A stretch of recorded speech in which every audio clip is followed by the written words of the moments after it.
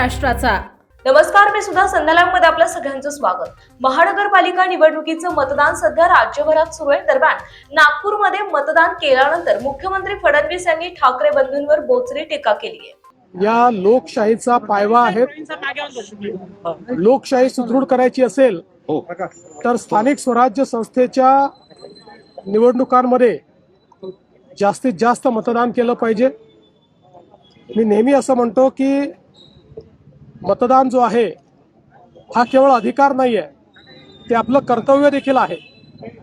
आणि मतदान न करणं याचा अर्थ लोकशाहीमध्ये कुठेतरी आपल्या कर्तव्याचं पालन न करण्यासारखं आहे। आणि म्हणून मी मतदान केलेलं आहे आणि सर्वांना विनंती करतो, सगळ्यांनी मतदान करावं, भरघोस मतदान करावं। चांगलं मतदान झालं तर चांगले लोक निवडून येतात, त्यांनीच विकास होतो। चांगली शहरं तयार करायची असतील तर महाराष्ट्रातल्या 29ही महानगरपालिकेतील सर्व जनतेला मी आव्हान करतो, मोठ्या प्रमाणात मतदान करा।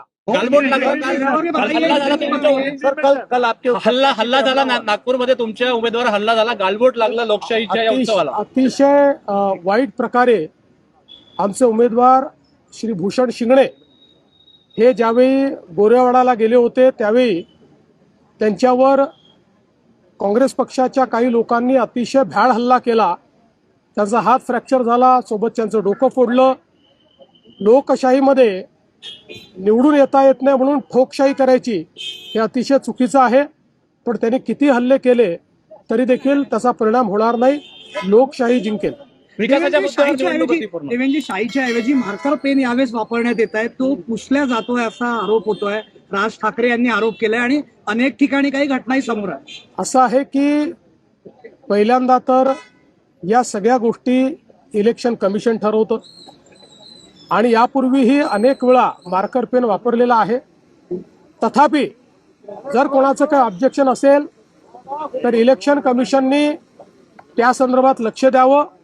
मात्र मला असं वाटतंय की काही लोक उद्याचा निकाल प्रिएम्प्ट करून निकाल आल्यानंतर कशाला दोष द्यायचा याची तयारी करतायत, हे मात्र स्पष्ट दिसत आहे। हिंदी में बताएं विकासाचा मुद्दा काय चालणार आहे महाराष्ट्रात? महाराष्ट्रामध्ये केवळ आणि केवळ विकास चालेल। महाराष्ट्र विकासाच्या पाठीशी आहे। महाराष्ट्रातली जनता विकास डोळ्यासमोर ठेवूनच या ठिकाणी मतदान करेल, हा मला विश्वास आहे।